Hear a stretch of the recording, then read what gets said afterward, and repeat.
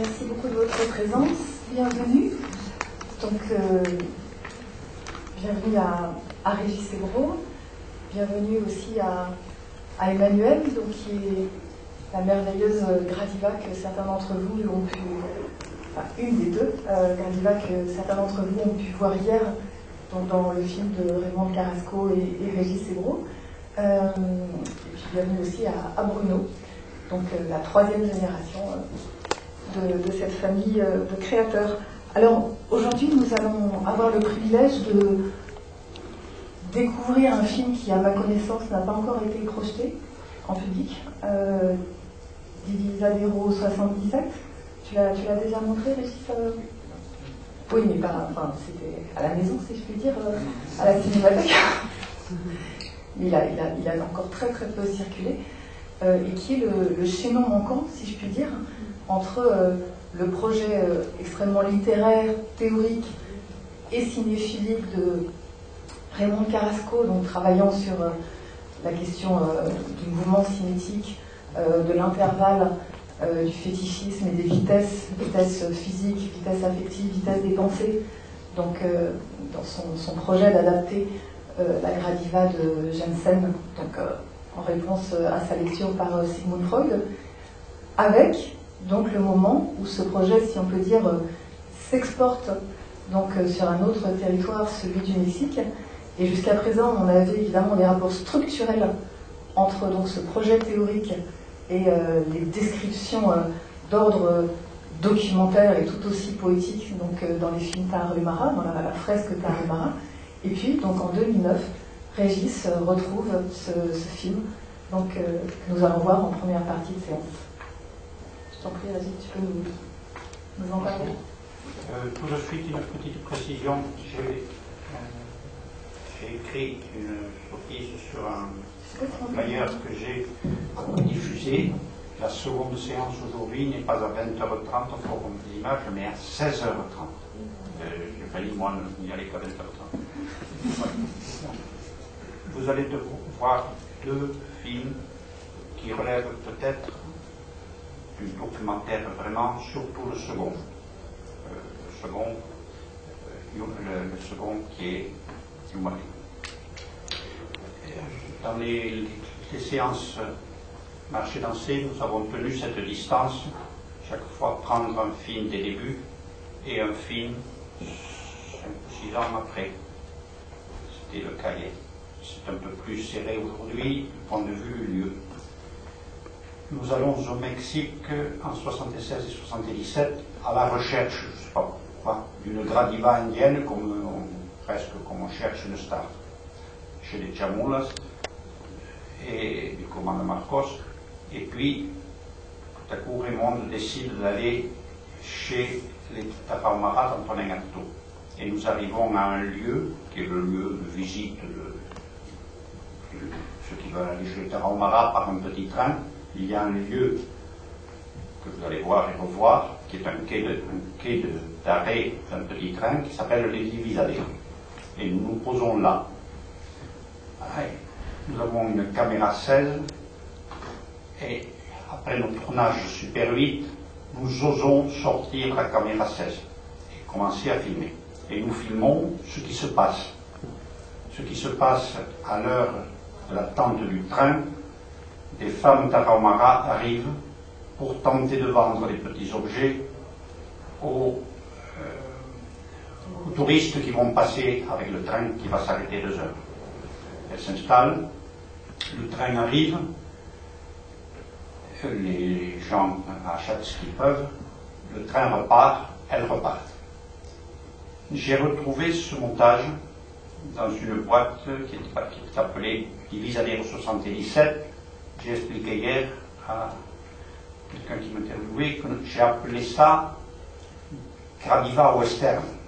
Nous cherchions Gradiva et nous avons tourné ce que nous avons tourné, des plans d'arrivée, des plans de départ, et nous les avons manifestement montés dans la dramaturgie d'un western, c'est-à-dire les westerns, sur un quai de gare, quelqu'un arrive, met la panique sur le lieu où il arrive, et repart à la fin du western. Donc là, c'est le mont de Tarahumara. Le train arrive, invasion et violation. Il y a viol de l'espace, vous le verrez, vous ne verrez aucune tête mais vous verrez le viol de l'espace Tarahumara par les acheteurs, c'est horrible. Et puis, ils s'en vont, on n'entendra pas le train, elles repartent. Pour donner à voir ce film, je n'ai pas touché au montage, je suis allé chercher le texte que Raymond a écrit dessus dans ce que j'appelle la version longue de son dernier article pour l'exposition Artaud 2004-2005 à la BNF. Elle décrit parfaitement ce qui s'est passé là. Et donc, vous entendrez ma voix dire, je suis même allé, pour les besoins de la cause, jusqu'à sous-titrer ce film en anglais, et on m'a aidé, parce que moi en anglais, ça fait quelque chose. Donc ça, c'est Divisadero. Ensuite, Yumari, c'est 84, donc, et c'est un été où nous attendons désespérément de voir enfin un vrai Tutuguri. Tutuguri et Yumari, ce sont deux noms de la danse native des Tarahumara. Tout Tarahumara, jeune vieux, sait danser le Tutuguri. Quand le Tutuguri se danse dans la partie, vous verrez, dans la partie initiale du Yumari, il n'y a qu'un Sawayame qui fait des allers-retours. Là, on peut dire qu'il danse le Tutuguri. Et puis, les gens s'y mettent, font des allées-venir, des volts, etc. Ça s'appelle le Yumari. Les ethnologues se disputent pour savoir si l'un est une action de demande, l'autre une action de grâce. C'est pas bien clair. Ce que nous savons, c'est que le Yumari, c'est la forme festive du Tutuguri. Vous en verrez deux. Un premier chez Augustine, un second chez Benito. Entre les deux, nous avons mis des images que j'ai appelées ce matin journée dimanche tranquille à Norogachik. C'est-à-dire des choses qui se passent, il se passe presque rien, sauf qu'il se passe quand même quelque chose. À la sortie de la messe, comme d'habitude, un gobernador Tarahumara harangue la foule, y compris le groupe des femmes. Vous verrez qu'elle n'écoute pas trop. Et puis, il y a une séance de justice rendue, mais on ne verrait pas le détail, simplement vous saurez que c'est on rend la justice métisse. Quelqu'un a lancé un caillou sur quelqu'un, et je crois que la preuve du méfait, c'était que la personne avait amené le caillou. Et puis, vous verrez une séquence curieuse de jeu de 15, c'est-à-dire des hommes par terre, dans un rectangle, qui jettent des bâtons. C'est un jeu qui s'appelle le jeu de 15, un jeu de hasard. Et puis, on repartira sur le second Yumari, et en ce sens, c'est sans doute celui de nos films qui est le plus documentaire. Vous entendrez la parole du mythe d'Erasmo Palma, comme hier dans Los Pintos, vous dire le anteriormente et ce qu'il pense des Tarahumara et de leur pratique du Yumari. Je vous remercie.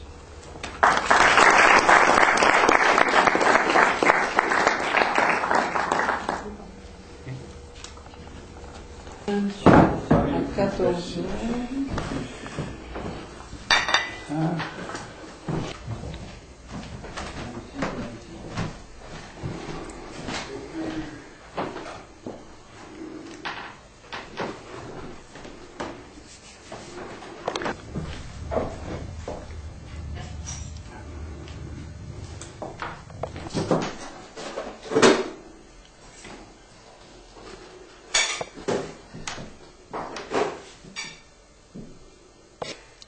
Ah oui, oui. Et ça, c'est le tournage de Tutuguri.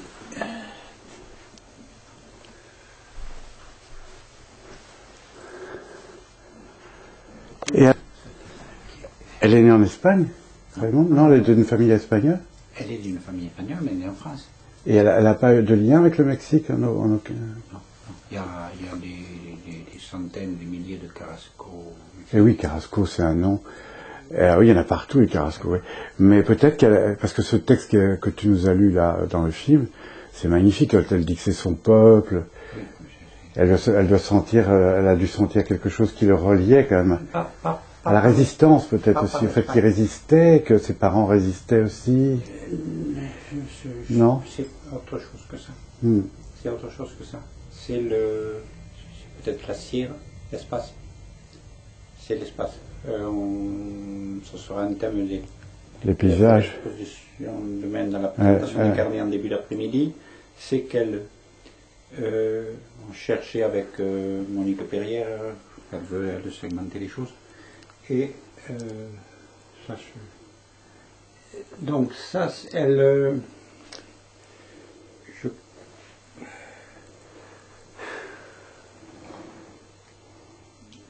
c'est la beauté du peuple, ce qu'elle dit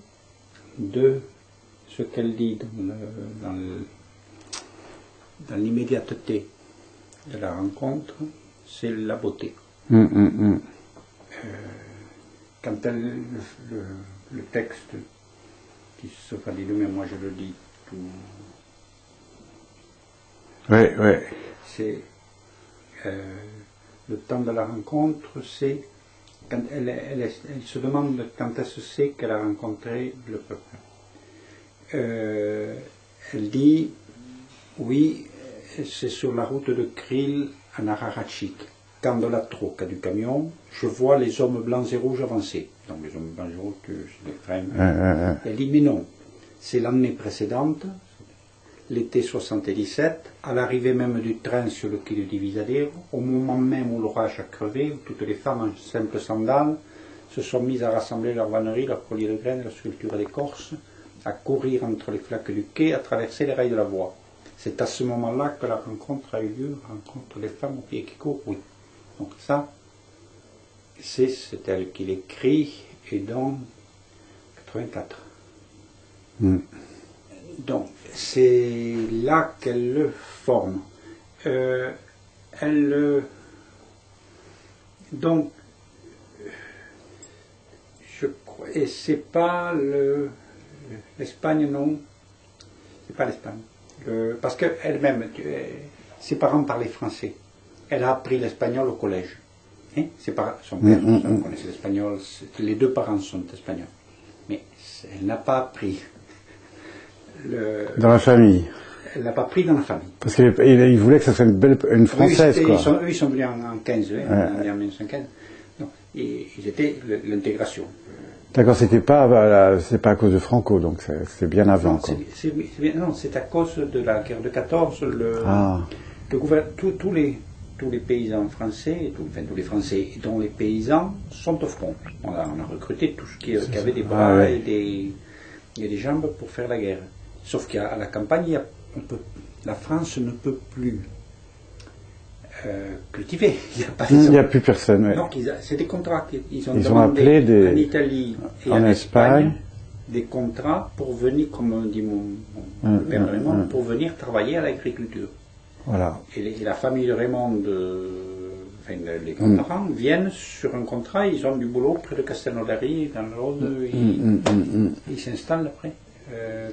Donc c'est la guerre d'avant, c'est pas après ils ont avec Franco il y a un truc, c'est que ils ont laissé les terres là-bas et il y a Franco qui essaie de les piéger en leur demandant de venir pour signer des trucs d'appartenance. Ils ont dit pas aller. Mais elle parle avec les gens et elle se trouve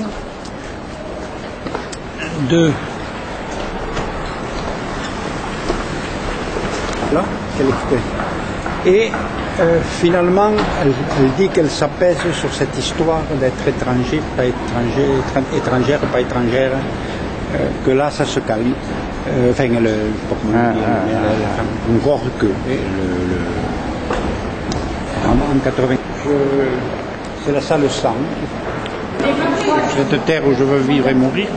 En parlant de la terre Tamara. Donc ça veut dire qu'on a eu un moment au moins en 95, elle a envisagé de vivre là-bas, mais ça n'a pas tenu parce que c'est pas. est assez sensé quand même. Oui, oui, ça doit être assez difficile quand même. Oui.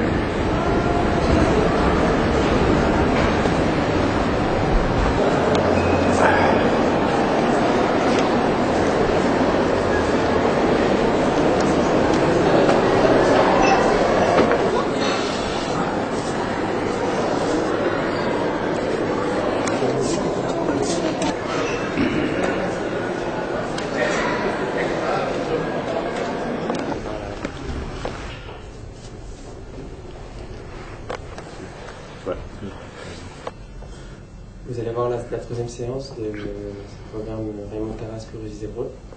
C'est Marché dans ces trois. Il y aura Tarahumara 78, Los Pascualeros Tarahumaras 85 et Los Matachines Tarahumaras 87. Je vous laisse avec Régis Zébreux qui va vous présenter la séance.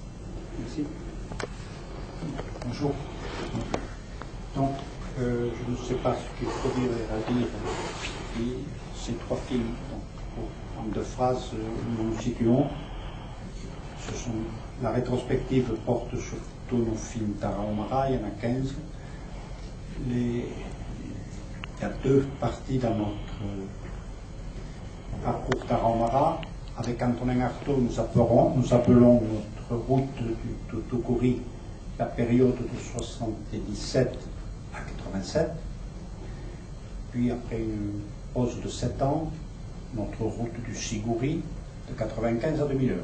Les films de ces trois séances marché dansé appartiennent à la première période.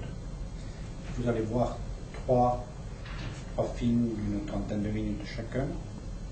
Le premier est du début de la période, c'est même le second film Tarahumara. Tout à l'heure nous avons passé là-bas le premier, 77, ça c'est le 78. Puis deux films de la fin de la période,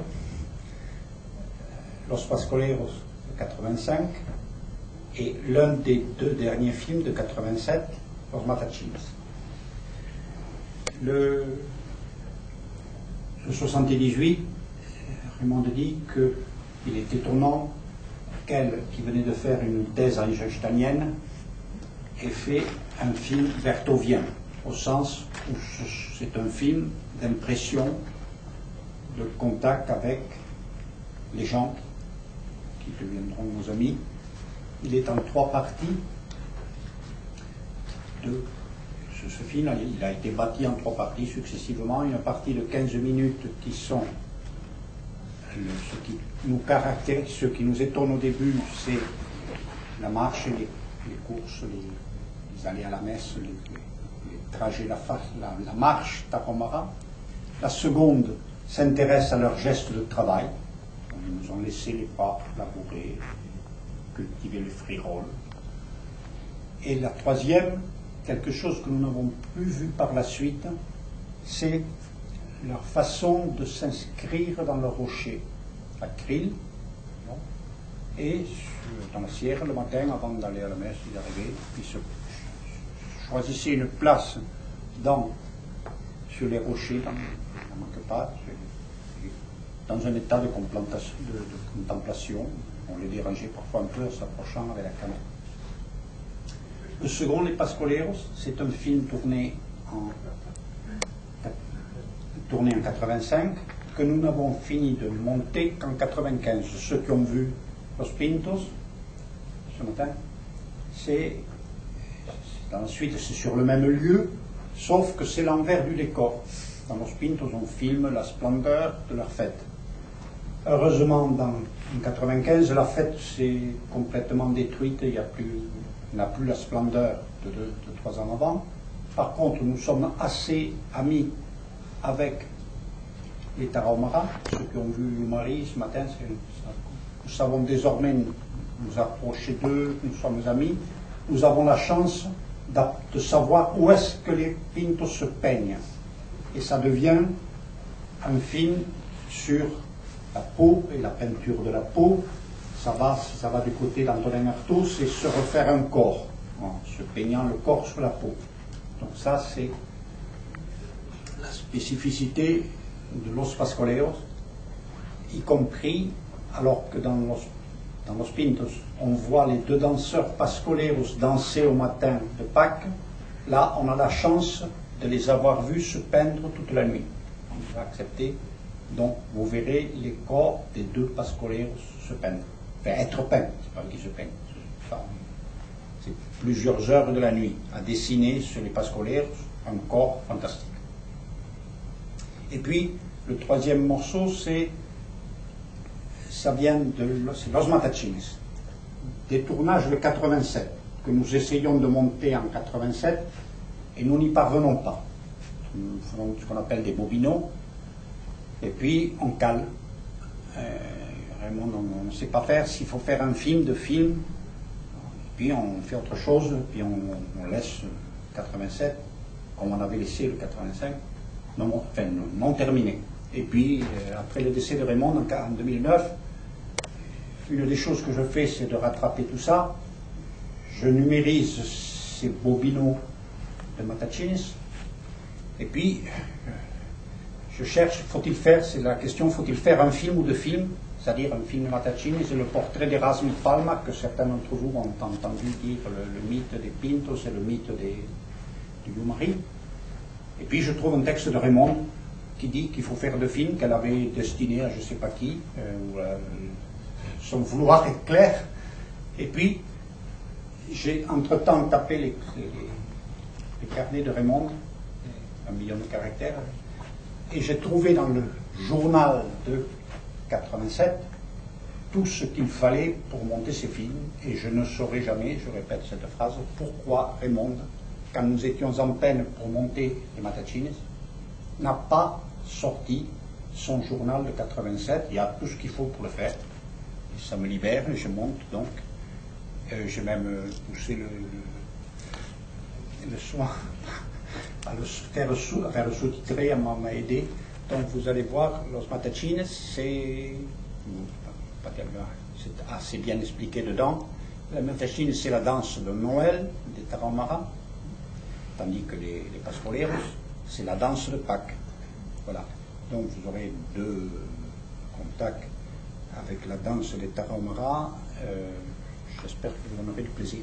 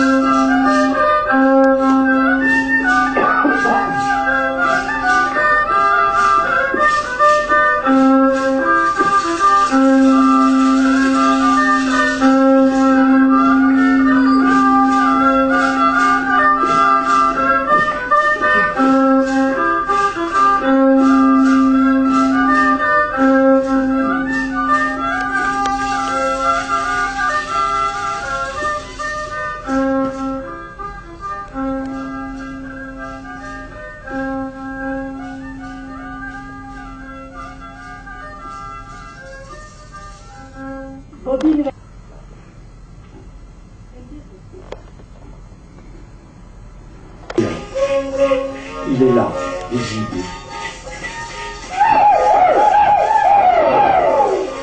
Le bleu du ciel est visibilité pure du bleu du ciel. Ainsi, les Tarahumara peut-être se tiennent-ils dans le pur visible.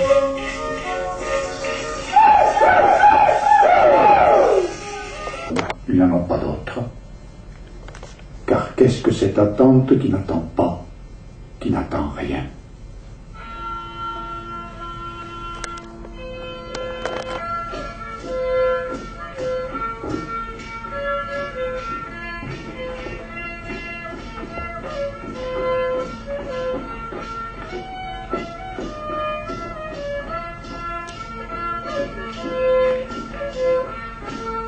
Se faire, aux limites toujours de ce qui peut se faire.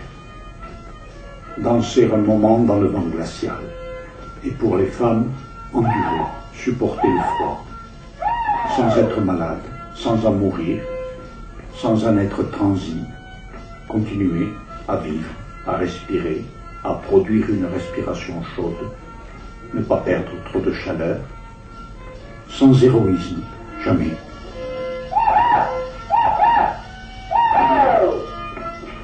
L'humour, le jeu.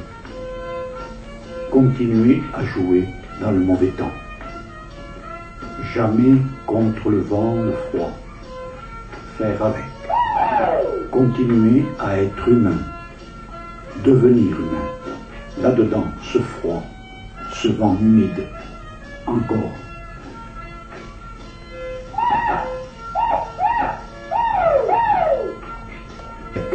Dedans. S'il y a lutte, elle se fait du dedans. Avec. Au-dedans.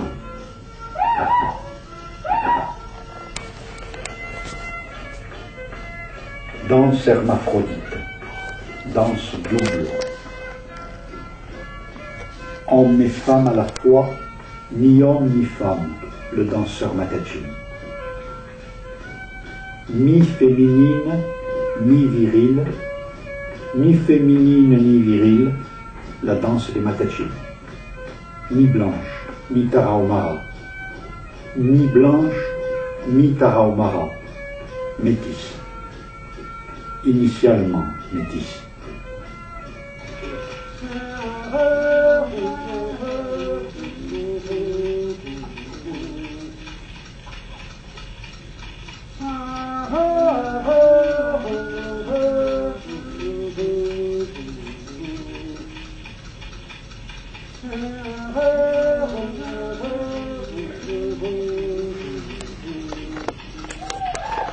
Le monde passe. Il faut arriver à cet état. Les femmes aiment l'ivresse. Ainsi, l'attente des femmes. L'assise des femmes.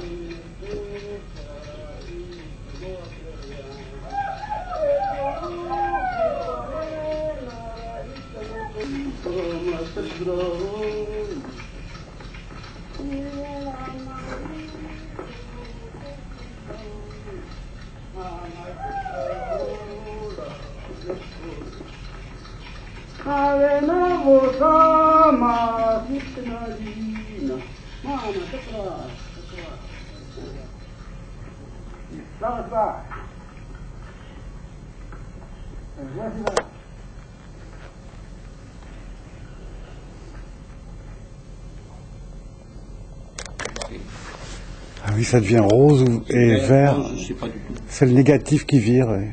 Non, non, non. C'était l'inversible? Il y a eu quelque chose d'inversé. Non, non, c'était la Non, copie. c'est pas l'état des copies, c'est quelque chose sur cette copie. Ah, c'est le numérique, d'accord.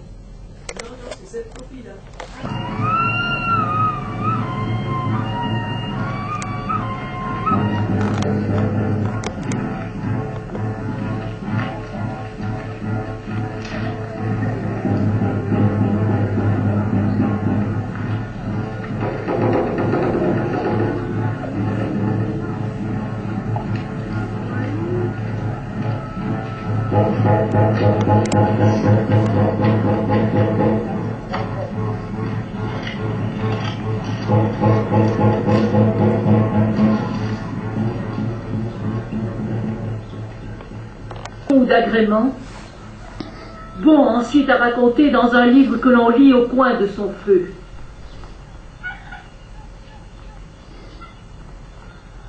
Je suis allé y retrouver une race qui puisse me suivre dans mes idées.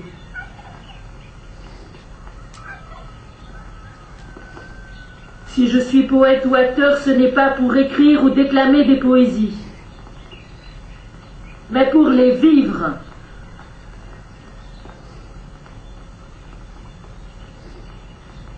Lorsque je récite un poème, ce n'est pas pour être applaudi, mais pour sentir des corps d'hommes et de femmes.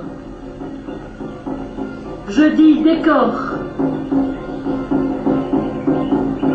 Trembler et virer à l'unisson du mien.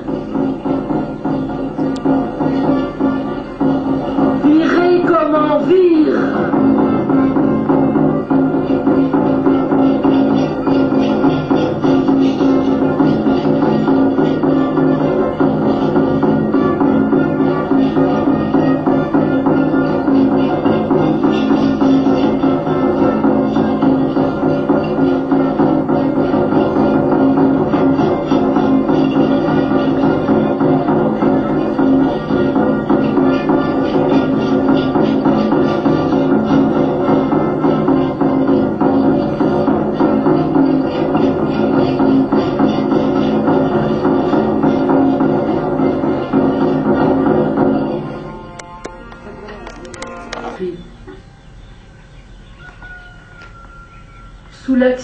d'une terrible danse,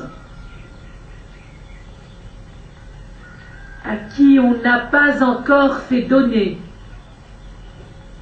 épidémiquement tous ses fruits.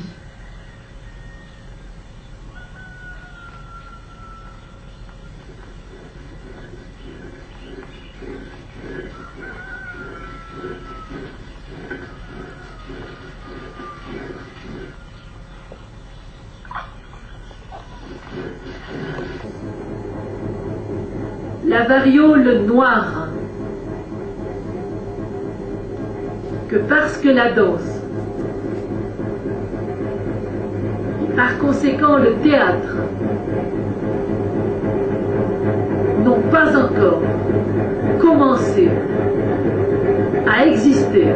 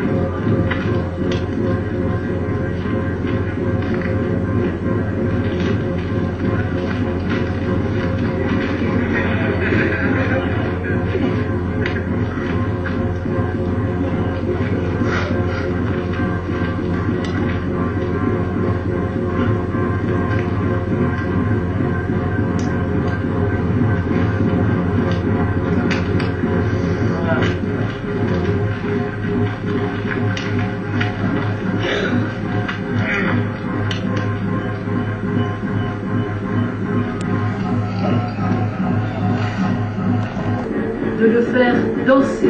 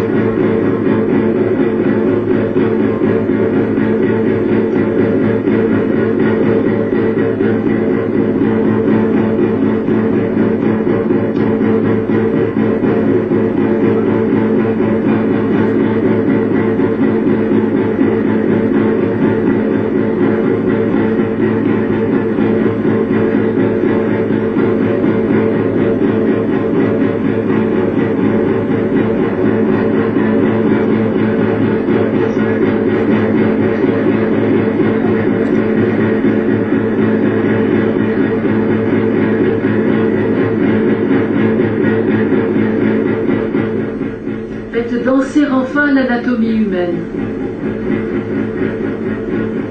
De haut en bas et de bas en haut.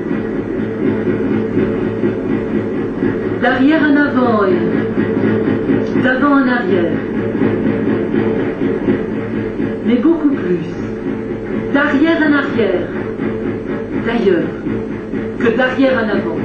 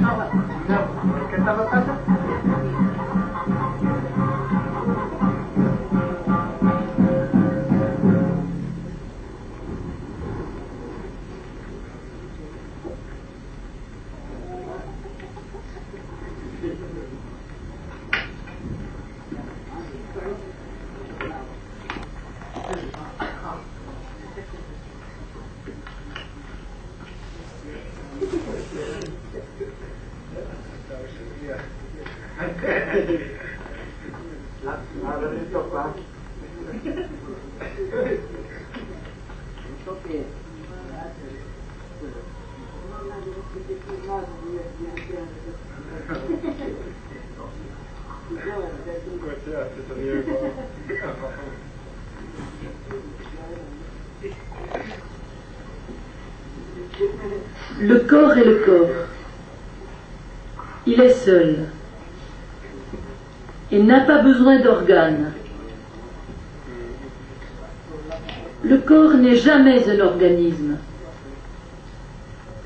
Les organismes sont les ennemis du corps.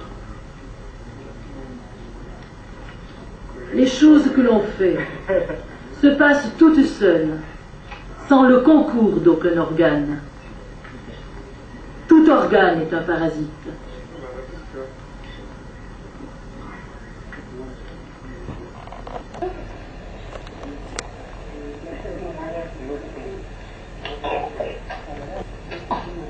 La réalité n'est pas encore construite, parce que les organes vrais du corps humain ne sont pas encore composés et placés.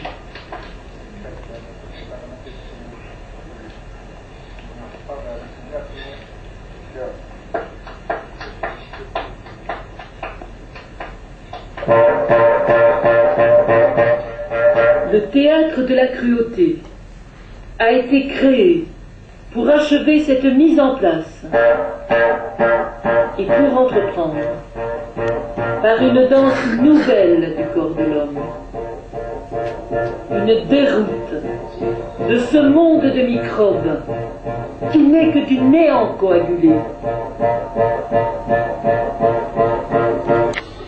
du sommeil.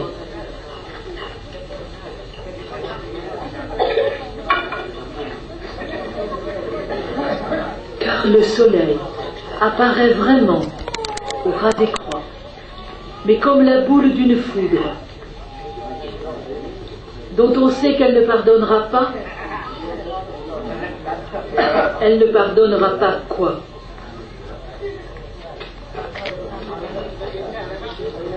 Le péché de l'homme et du village alentour.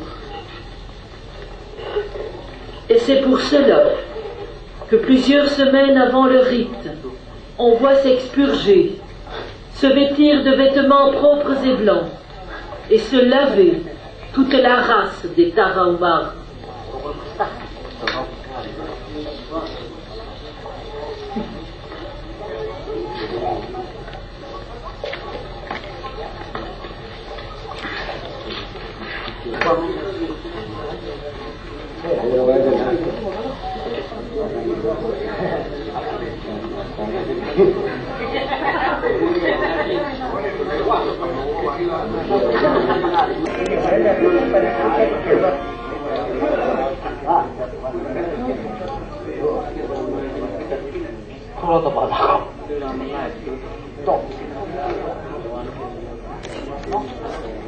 Si c'est que le vent se lève, ou si un vent se lève de cette musique d'autrefois, qui persiste encore aujourd'hui.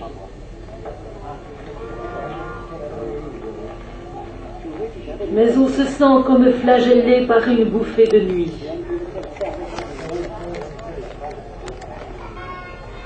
Par un souffle monté des caveaux d'une humanité abolie.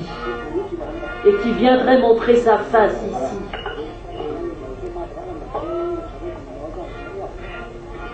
Une face peinte. Une figure ricanante et sans merci.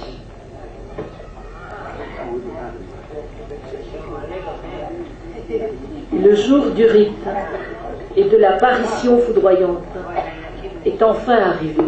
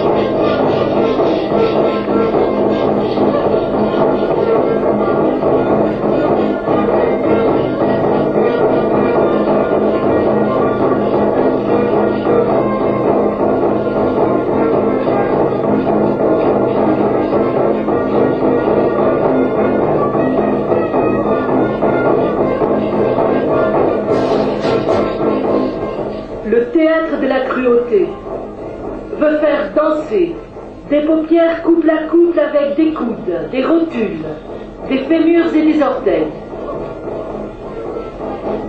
Et qu'on le voit.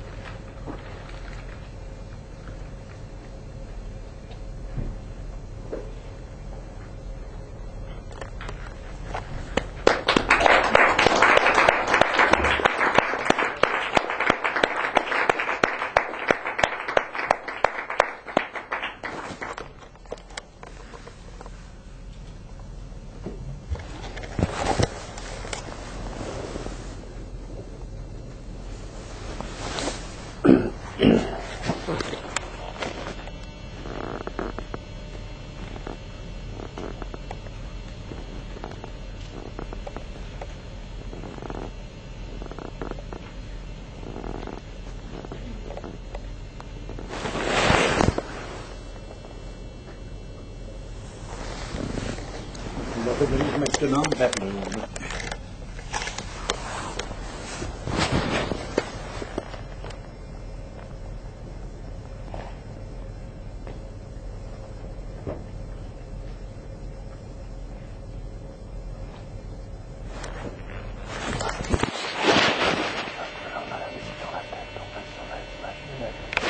Je dis que maintenant on a la musique dans la tête, les images muettes, on entendra quand même la musique. Tu vois.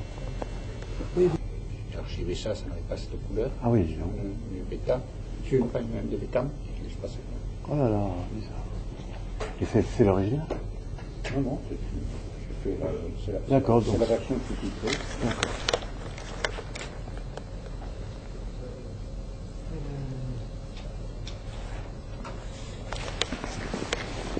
Excusez-moi, on a un petit problème de son, on est en train de le résoudre, ça va repartir. Mais pas que c'est un film muet. C'est muet, oui. C'est muet. Il m'a dit, moi je suis pas technicienne, il m'a dit de vous dire, il y a un petit problème de son, il le règle, ça va repartir. C'est du muet. Bah oui, oui. Je vais lui dire. Ah, ils sont nuls au forum. Ils sont incroyables au forum.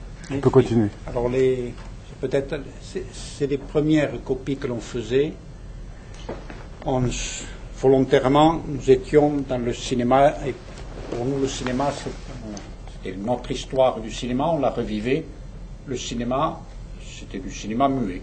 Donc on a toujours monté nos images, d'abord, seules images. Il fallait que les images, c'est le tenir tout seul de l'image. Donc toujours, on a d'abord monté nos films, et s'ils n'étaient pas visibles muets, c'est que quelque chose n'allait pas. C'est peut-être un peu infléchi tout à la fin à cause de l'importance ethnographique. Et donc, les premiers comme ça, on les faisait tirer muets. Puis c'était l'époque où on pouvait mettre sur le bord de la pellicule une bande magnétique. Ça faisait bien. Et on mettait éventuellement du son sur le bord de la bande magnétique. Là, on avait... Ça va bien? Voilà. Donc, on a mis des pièces de violon. Le violoniste, vous l'avez vu, puisque c'est tourné à l'envers, c'est Clemente, c'est ce violoniste. Donc, on l'a mis de temps en temps parce que ça rimait avec les scènes de la boue, les scènes de herçage.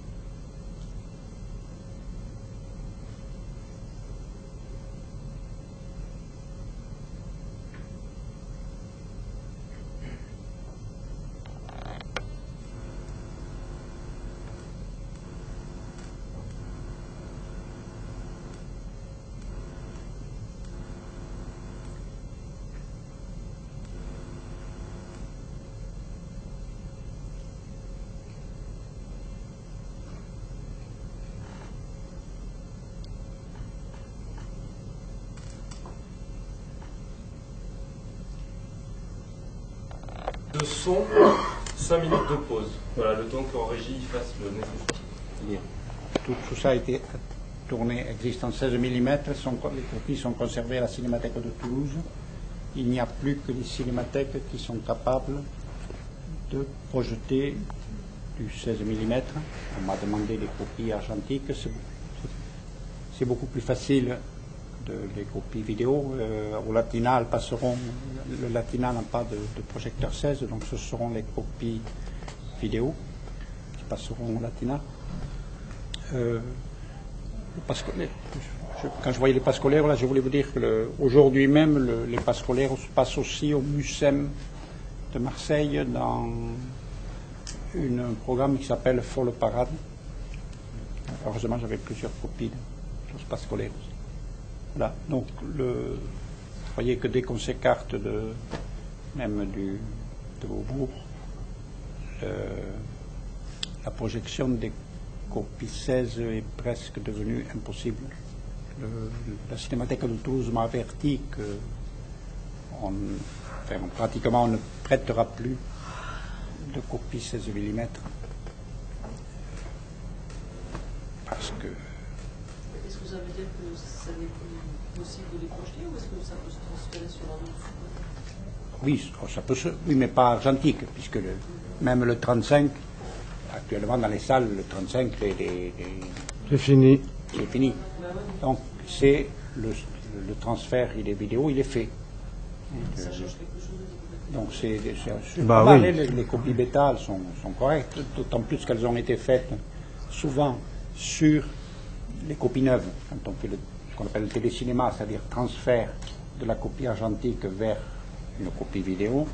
On a intérêt à le faire non pas sur une copie qui a souffert, mais et donc on le savait, donc les copies que nous avons, les copies qui s'appellent des bêta-cam, bêta numériques, ont été faites sur des copies neuves, donc c'est sauvé.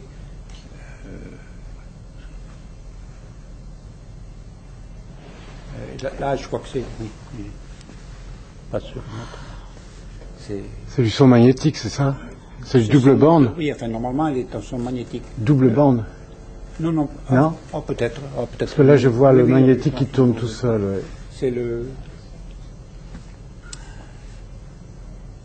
Et donc, ils ont dû décaler le son ou un truc comme ça? Je oh, le son, je sais pas. Ils ont dû casser le son. Ils ont dû casser le son. Décaler. Ouais.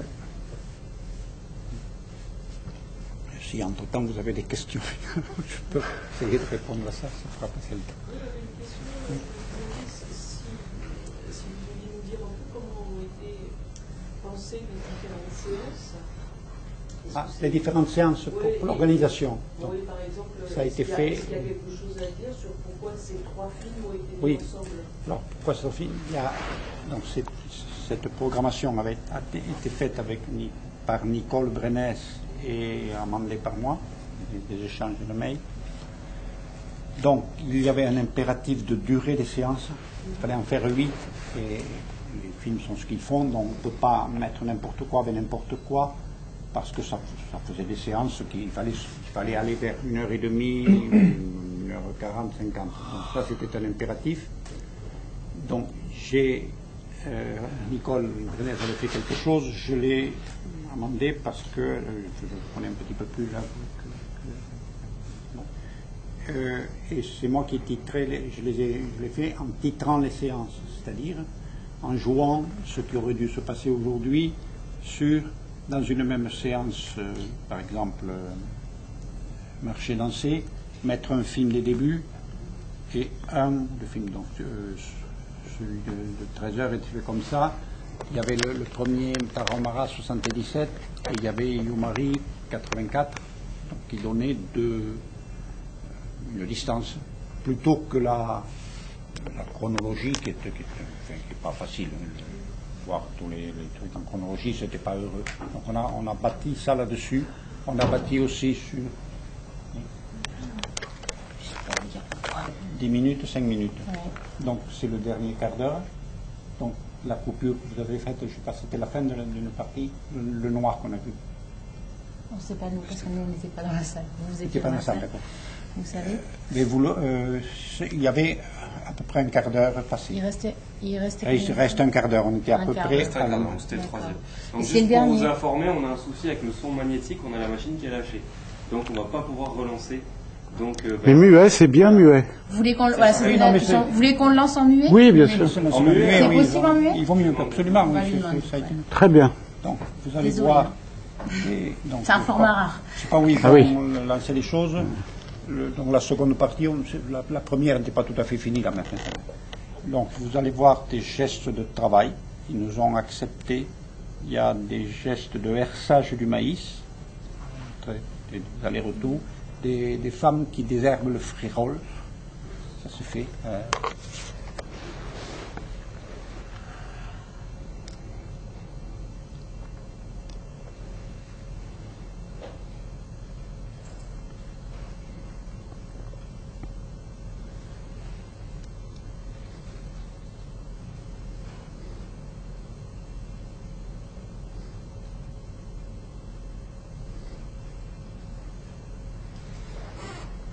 Je fais des brins de commentaires. Ça, c'est une carrera de aros, une course de femmes qui font suivre un anneau avec une canne.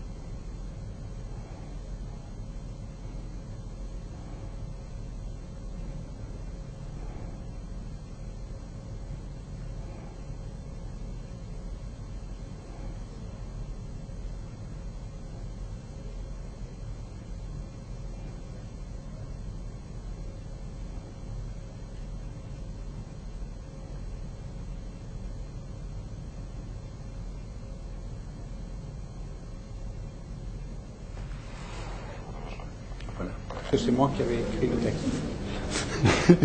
J'étais simplement parce que puis je connaissais les choses. Non, et donc quand j'ai voulu faire ce film, ça c'est le début. Donc, elle a complètement, alors qu'on avait oublié carrément les images, la boîte dont on ne parlait plus, elle a une mémoire de ce tournage totalement précis.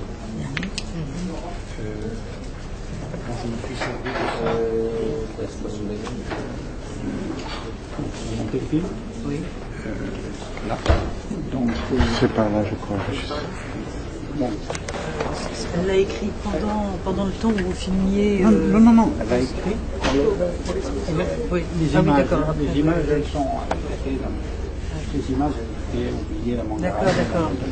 C'est pour l'exposition Artaud. Pour l'exposition Artaud en 2004, on lui demande l'article, et c'est la première fois qu'on lui demande un article avec. Je ne